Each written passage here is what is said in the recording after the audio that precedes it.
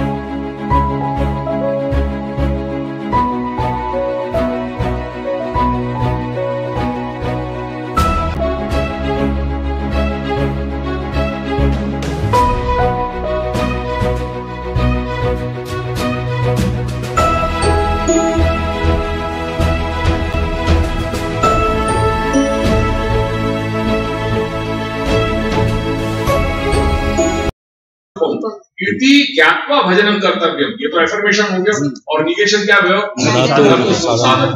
ये को साधन मत मान लीजिए कि ये साधन करने से मुझको कोई फल मिलेगा, ऐसा मत मान लीजिए। हाँ, ये बात क्यों कहनी पड़ी? ये बात इसलिए कहनी पड़ी क्योंकि आगे चल के यही ग्रंथ में लास्ट में कहेंगे लभते सुदृढ़ाम भक्तिम पराम। तो ये करोगे तो भक्ति को लाभ होएगा, मतलब साधन अलग हो गया और फल अलग हो गया।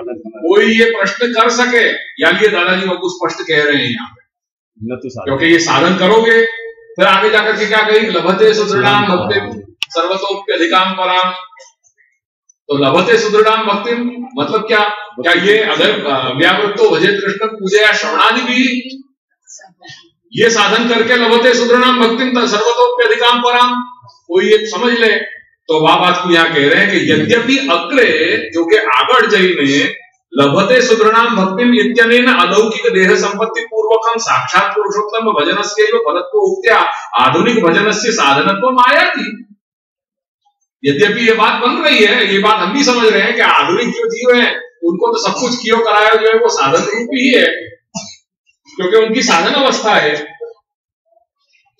तत्सिद्ध्यै तनुवित्त जाप, और मानसी को फल बता दियो, ये बात है। तथापि पुष्टि मार्गे पुरुषोत्तमस्यैव भजनीयत्वात्, यद्यपि आधुनिक भजने अलौकिक देह संपत्ति नास्ति तथापि आधुनिक भजनस्य पुरुषोत्तम पर्यवसायित्वमेव इति अस्यापि फलरूपत्वम् इति ज्ञापनाय उक्तम् इदं भजनं भवत् मम फलरूपम् इति ज्ञात्वा भजनं कर्तव्यम् इति। क्या कह गए यहाँ पे? कंफ्यूजन नहीं हो जाए कोई को, यानी यहाँ ये बात दादाजी ने स्पष्टता करी कि यद्यपि श्री महाप्रभु आज्ञा कर रहे हैं आगे कि लभते सुदृढ़ाम भक्तिम सर्वतोप्यधिकाम पराम, मतलब क्या भयो कि ये साधन यदि करोगे तो आगे चल करके श्री महाप्रभु ने ऐसे शब्द उल्लेख आज्ञा करी कि सर्वतोप्यधिकाम पराम भक्तिम लभते। कितने पद को प्रयोग किया?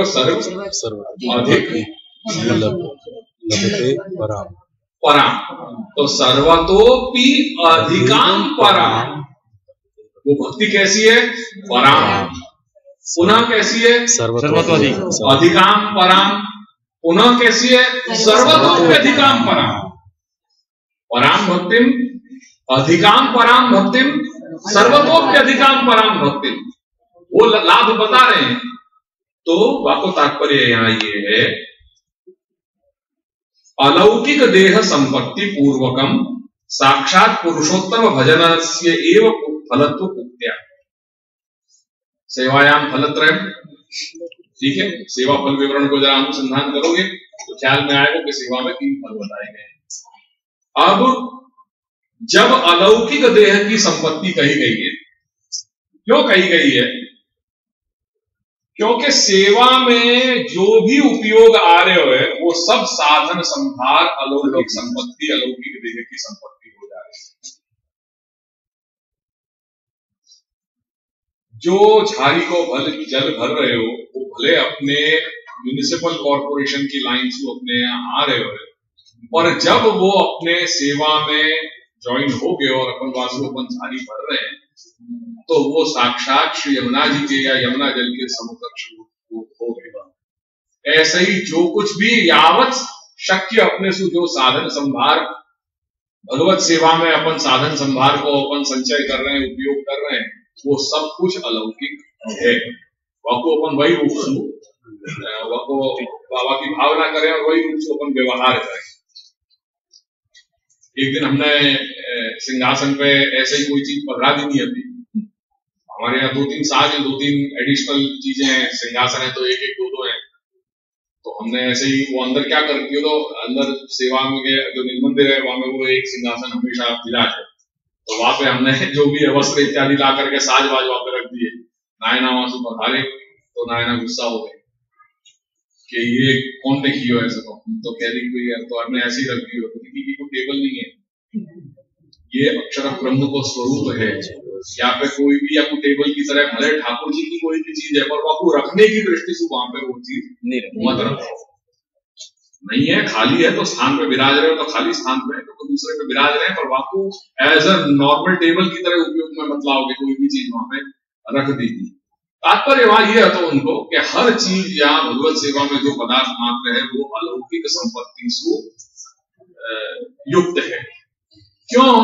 क्योंकि वहां ये बात कह गए कि वस्तु नाम सेवा योग्यत्वार्थम आत्मनिवेदनेन ब्रह्मता संपादने। वस्तु मात्र आत्मनिवेदन जो किया ना, वहां में ये सामर्थ्य है कि वो भगवत सेवा में उपयोग में आने वाले यावत साधन है बाकी ब्रह्म रूपता सिद्ध करते हुए, और वो ब्रह्म रूपता हो रही है सिद्धांत रहस्य के सारे प्रक्रिया के आधार पर। असमर्पित वस्तुदान तस्मात् वर्धनम आचरेति यदि सर्वं सर्वं कुर्यादिति स्थिति नमतम देव देवस्य समर्पण और सेवका नाम यथा लोके व्यवहार।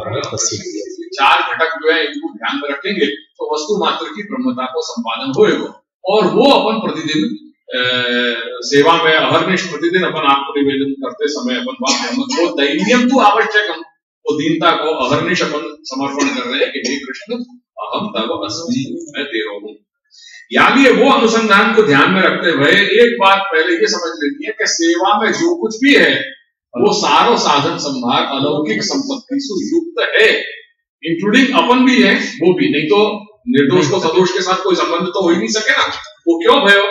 क्योंकि श्री महाप्रभु ने वहां पे वहां देह में ऊर्जापात कर दियो ब्रह्म संबंध नाम, वो शक्ति अपन को प्रदान करी जासु अपन के अंदर अपन को भगवत साक्षात्कार अपन को हो सके, अपन सेवा में जुड़ पाए। नहीं तो अपन क्या कर पाते। सो अगेन आ जाओ इन शब्दन पे, अलौकिक देह संपत्ति पूर्वकम साक्षात पुरुषोत्तम भजन से एवं फलत्व उक्त्या, क्योंकि कृष्ण वो फल रूप है। या लिए आधुनिक भजन से यद्यपि, वो यद्यपि जो है वो पहले शब्द को अब यहां पे जोड़ो तो और भी सरल हो जाएगा कि यद्यपि आधुनिक भजन से साधनत्वम आयाति, वो तो देखी भाई बात है। नहीं तो क्योंकि यावत देहो तावत वर्णाश्रम धर्मा एवं स्वधर्मा अपन करी, अपन साधन अवस्था में ही ज्ञाली अपन के लिए श्री महाप्रभु ने आज्ञा करी कि तत्सिद्ध तनुवित्त जा, वो करोगे तो ही तो वो तनुवित्त जा करोगे तभी तो तुमको मानसी होगी, कोई डायरेक्ट अपन को मानसी तो सिद्ध होनी नहीं है। तो यद्यपि आधुनिक भजन से साधनत्वम आयाति, जो कि आधुनिक भजन जे आधुनिक जीवो छे ते जीवोनु जे કંઈ પણ જે કરી રહ્યા છે તે બધું સાધન રૂપ છે। तथापि पुष्टि मार्गे पुरुषोत्तमस्य एव भजनीयत्वात्, क्योंकि पुष्टि मार्ग में साक्षात सच्चिदानंद घन परमात्मा परमेश्वर भगवान श्री कृष्ण जो फल रूप है उनको पुरुषोत्तम को भजन है। या लिए उनसे जुड़ी हर प्रत्येक वस्तु वो भी वह स्थिति में आ जा रही है करके। यद्यपि आधुनिक भजन से साधनत्वम आयाति तथापि पुष्टि मार्गे पुरुषोत्तम से भजनीयत्वात्, क्योंकि पुष्टि मार्ग में पुरुषोत्तम ही भजनीय है, वो होने सु आधुनिक भजने अलौकिक देह संपत्ति नास्ति, नहीं है। तथापि पुरुषोत्तम को संग है ना, ये अलौकिक देह की संपत्ति न होते वही भी हर चीज को तुम्हारी स्वीकार ली जाएगी। तथापि आधुनिक भजन से पुरुषोत्तम पर्यवसायित्वम एव इति अस्यापि फल रूपत्वम। लिए ये भावना सो अपन को भजन करना है कि इदम भजनम मम फल रूपम। तुम आधुनिक जीव हो, तुम्हारी सब कुछ साधन रूपता है, तुम जो भजन करोगे वो भी आधुनिकता में कहीं ना कहीं झलकेगी, वहां पे साधन रूपता झलकेगी। अपनी कोई औकात नहीं है, अपनी कोई लायकात नहीं है, तथापि क्योंकि तुम पुष्टि मार्ग में पुरुषोत्तम की सेवा कर रहे हो, यानी पुरुषोत्तम की सेवा करने के पावर, वहां को जो वाइब्रेशंस मिलेंगे, वहां में वो हर चीज तुम्हारी स्वीकार ली जाएगी, तुमको वो वहां जगह वहां मुकाम तक तुमको स्वीकार की हो जाएगी। करके ये आधुनिक भजन साधन रूप होने के बावजूद भी वो फल रूप है। सो यहां दादाजी ने आज्ञा करी कि इदम भजनम मम फल रूपम। ऐसी भावना से तुम सेवा करियो, कभी भी साधन बुद्धि से मत करियो। तो तुम्हारे को जो पावर दियो गयो है वहां को अहोभाग्य मानियो। मैं तो ऐसा हूं और मैं तो तैसा हूं और मेरे से तो कुछ नहीं बन रहे हो और मैं तो हीन हूं और यो हूं, और ये सब रोमना मत रोइयो। पर जो चीज मिली है वहां को आनंद मनाइयो कि क्या पावर तुमको दे दियो कि मारे 15 દિવસ થઈ ગયા, શું કરું, પછી ફરી સૂતક આવી ગયો, પિંડકો આવી ગયો, ये करो ये करो। अरे जो करने जैसे हो वो तो करो, ये सब में क्यों कर रहे हो? पॉजिटिव सोचो ना। करके कही गई है इति ज्ञापनाय उक्तम इदम भजनम मम फल रूपम इति ज्ञात्वा भजनम कर्तव्यम।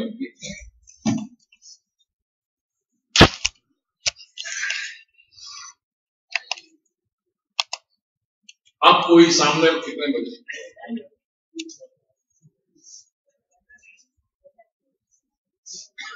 अब वो सामने वाले जब यहाँ इतनी बात जब स्पष्ट हो गई, तब कोई जीव पूछ रहे हो, पुनः प्रश्न कर रहे हो कि महाराज एक बात बताओ कि एक ही वस्तु कैसे साधन और फल हो सके? ननु एकस्य एव साधन रूपत्व फल रूपत्व च कथम संभवति। या तो साधन हो सके या फल हो सके, पर एक ही वस्तु साधन भी होए और एक ही वस्तु वही वस्तु फल भी होए, ये कैसे है? तो कह रहे हैं कि सत्यम, बात तेरी सही है। साक्षात पुष्टि मार्गीय फलस्य इतर साधन असाध्यत्वात् पुरुषोत्तम भजनमेव साक्षात पुष्टि मार्गीय फल साधकत्वम्।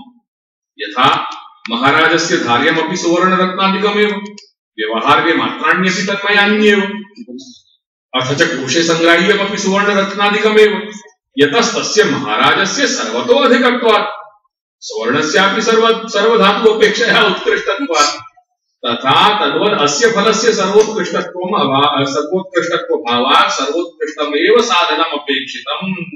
सर्वोत्कृष्टस्य साधनस्य विचारे क्रियमाणे भजन अतिरिक्तस्य सर्वोत्कृष्टत्व अभावात् सर्वोत्कृष्टत्वमेव साधनं सर्वोत्कृष्टफलत्वं फलमेव भजनमेव साधनं भजनमेव फलम् इति न अनुपपत्तिः काचित्।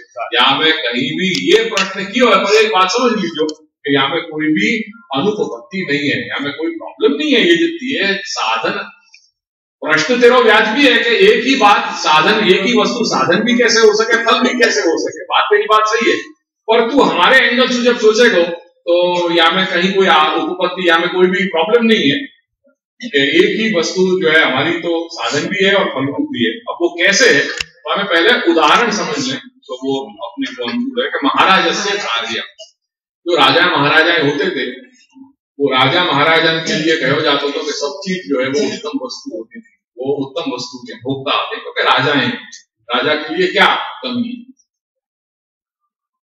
चांडाली चेत राजपत्नी छाता राज्ञा च मालिका अपमानी कदाचित सकृता काम सकृत हो गए।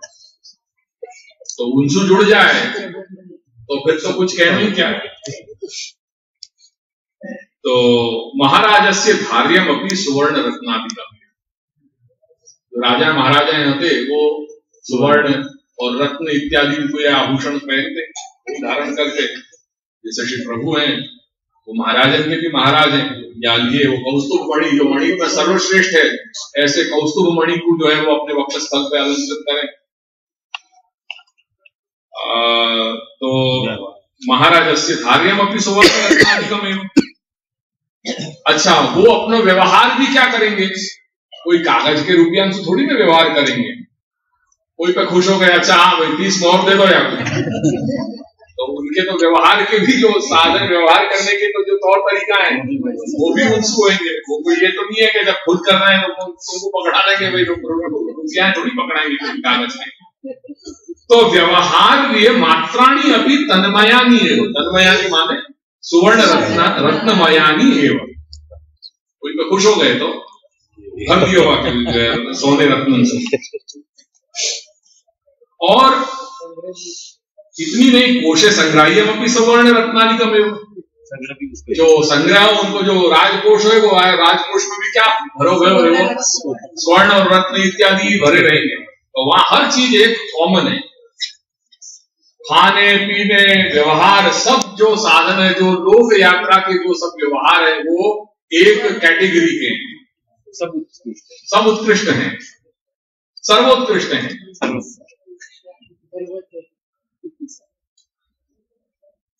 यतः तस्य महाराजस्य सर्वतो अधिकत्वात्, क्योंकि खुद भी महाराज है,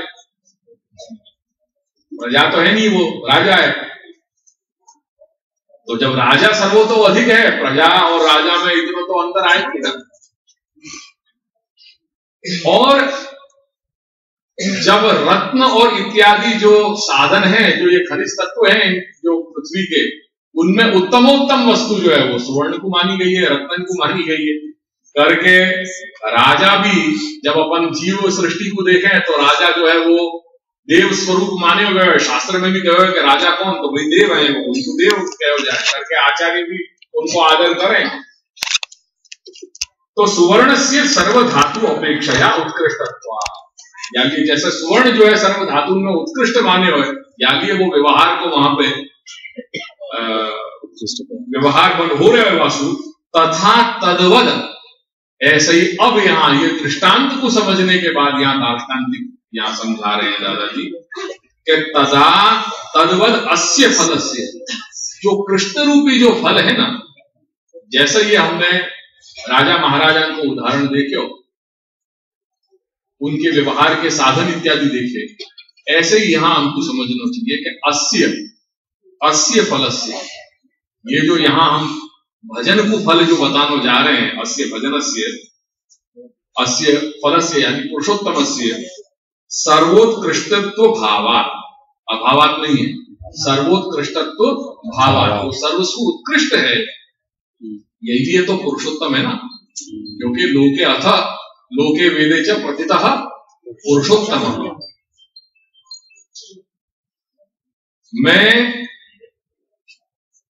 लोकसु पर हूं, अक्षर ब्रह्मसु उत्तम हूं, अतोस्मि लोके वेदे च प्रतितः पुरुषोत्तम, यानी उत्कृष्ट हूं, सर्वोत्कृष्टत्व भावात् सर्वोत्कृष्टम एवं साधनम अपेक्षित करके, याकू भी या फल को भी सर्वोत्कृष्ट साधन की अपेक्षा है, और वो साधन कृष्ण भजन के अलावा कोई नहीं।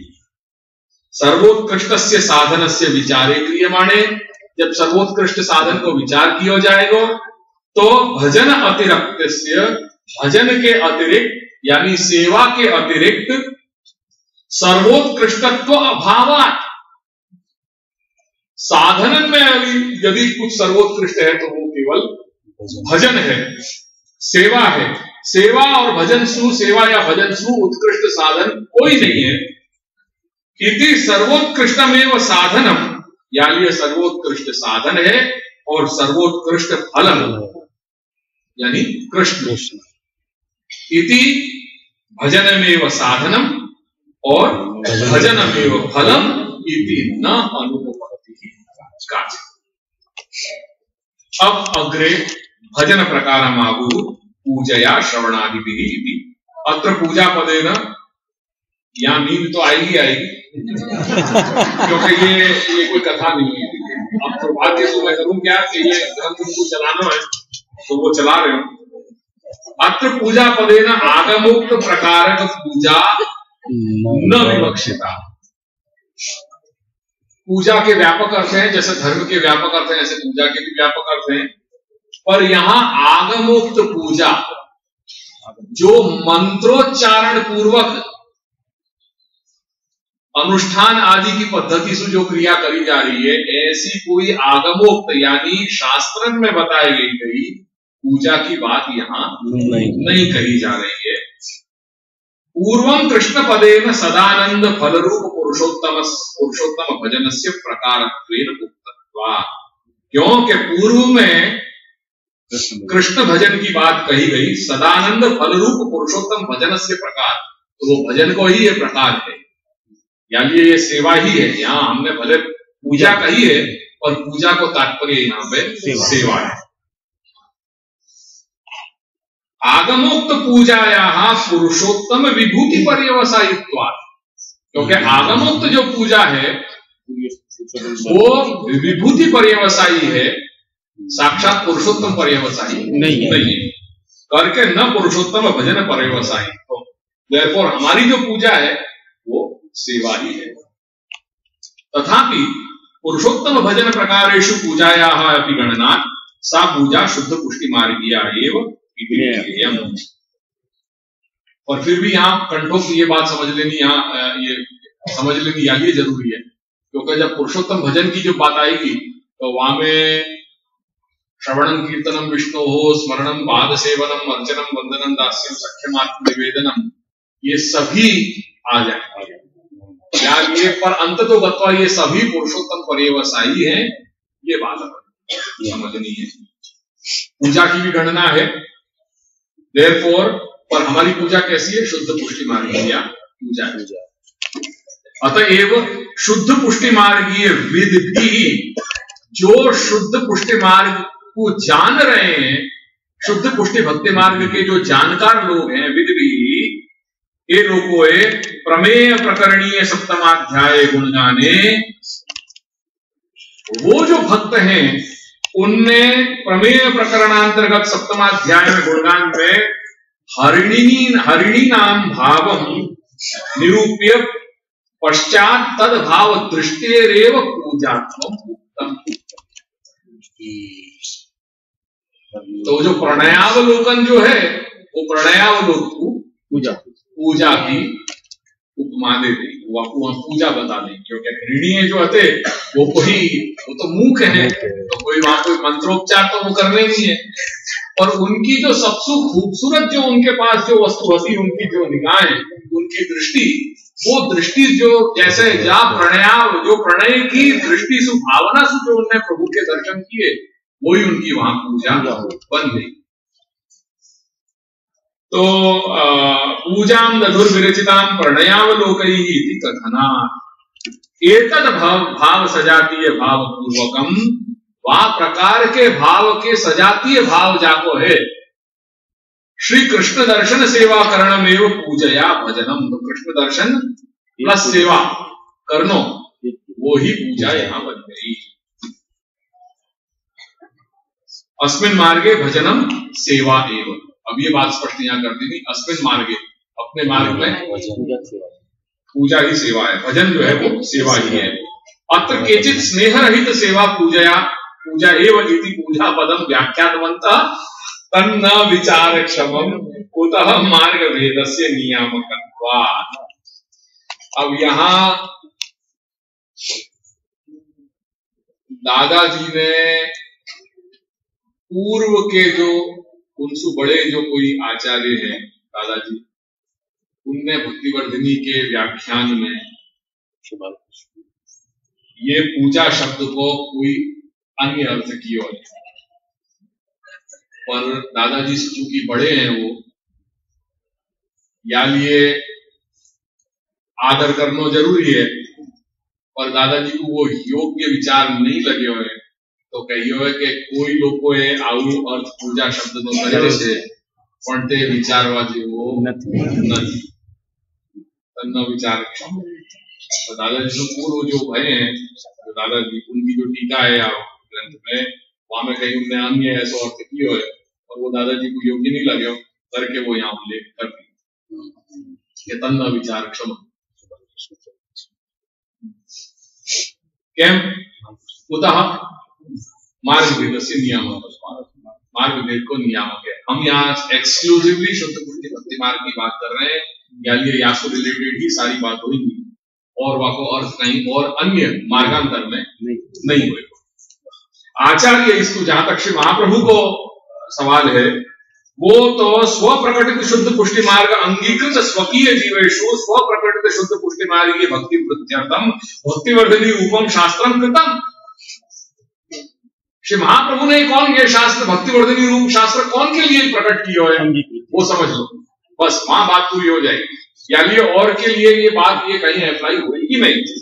स्व प्रकटित जो है स्वयं के द्वारा प्रकटित जो शुद्ध पुष्टि मार्ग है, वहां में अंगीकृत जो स्वकीय जीव है उनके लिए स्व प्रकटित शुद्ध पुष्टि मार्ग भक्ति के वृद्धि कर सके वो लोग, या लिए ये भक्तिवर्धनी रूप शास्त्र यहाँ प्रकट किए हुए तदीय शास्त्र, क्योंकि ये शास्त्र उनको है, यानी में ये शास्त्र उनके जीव उनके अंगीकृत जो जीव हैं वो ही यहाँ मार्ग के अधिकारी हैं, न तो इतरे न तो अन्य।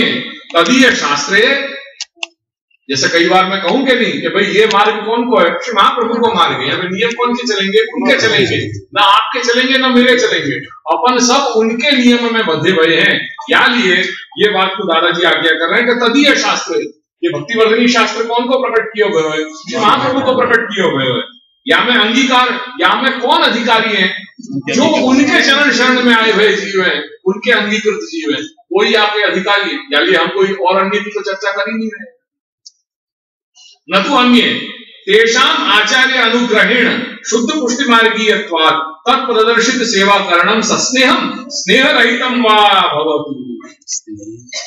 अरे वो सेवा चाहे स्नेह युक्त होए या केवल कर्म रूप के क्रिया के रूप में कर रहे हो, कैसे भी कर रहे हो, स्नेह रहितम स्नेह सहितम वा भवतु, कैसी भी होए, परंतु पुरुषोत्तम पर्यवसायित्वात् भक्ति मार्गीयमेव भवति।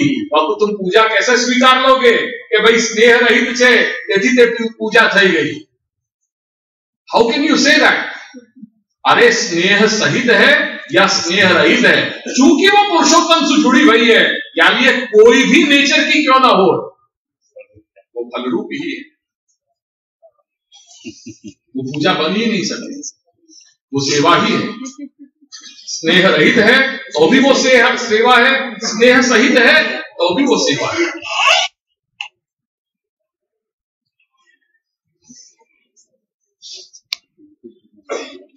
किंच शुद्ध पुष्टि मार्गीय सेवा प्रकार सदृशा प्रकारा वस्त्र अलंकार आदि समर्पण रूपा पूजायां दृश्यन्ते। साम्य है, क्योंकि उपचार, आखिर सेवा भी उपचार साध्य है। फर्क इतना है कि उपचाराश्च अस्माकं सर्वे लौकिका भगवद उपचारेभ्यो अति अधमाश्च। सेवा भगवत प्राप्ति और भगवत दर्शन के लिए सेवा एवं मुख्यम साधनम, सेवा ही मुख्य साधन है। फर्क इतना है, और सेवा उपचार साध्य है। वो उपचार फर्क इतना है कि उपचार हमारे सारे लौकिक हैं, भगवान के जो स्वाभाविक उपचार हैं उनसे अति अधम कोटि के, पर सेवा उपचार साध्य है। यानी शुद्ध पुष्टि मार्गीय सेवा प्रकार सदृश व प्रकार जैसे वस्त्र अलंकार आदि समर्पण रूपा पूजायाम अपनी दृश्यते, पूजा में भी दिखाई दे रहे हैं, और वो सादृश्य मात्र सु, तुम ये नहीं कह सको कि हमारी सेवा जो है वो पूजा हो रही। क्यों? मार्ग भेद से नियामक, मार्ग भेद को ही नियामक है। पुष्टि प्रवाह मर्यादा भेद को यदि समझोगे तो वहां ये सारे भेद समझ में आ जाएंगे। सर्ग भेद है, स्वरूप भेद है, क्रिया भेद है, फल भेद है, सब वो मूल वहीं से भेद है, भेदक है। किंच यो यन मार्गीय तत्कृतम सर्वम भगवत धर्मादिकम तन मार्गीयमेव भवति। भक्ति अंश को याद करो, कांच को उदाहरण याद करो, प्रिज्म में सु जो तुम्हारा स्वभाव अधिकार है, वहां में सु जा प्रकार की तुम भक्ति करोगे वो भक्ति वाह करे प्रकार को कलेवर प्रकट करे। अगर तुम्हारा स्वभाव कर्म मार्गीय है तो तुम्हारी भक्ति कर्म मार्गीय बनेगी। तुम्हारा अगर ज्ञान मार्गीय स्वभाव है तो तुम्हारी भक्ति ज्ञान मार्गीय बनेगी। अगर तुम्हारा भक्ति मार्गीय स्वभाव है तो तुम्हारी भक्ति मार्गीय भक्ति बनेगी।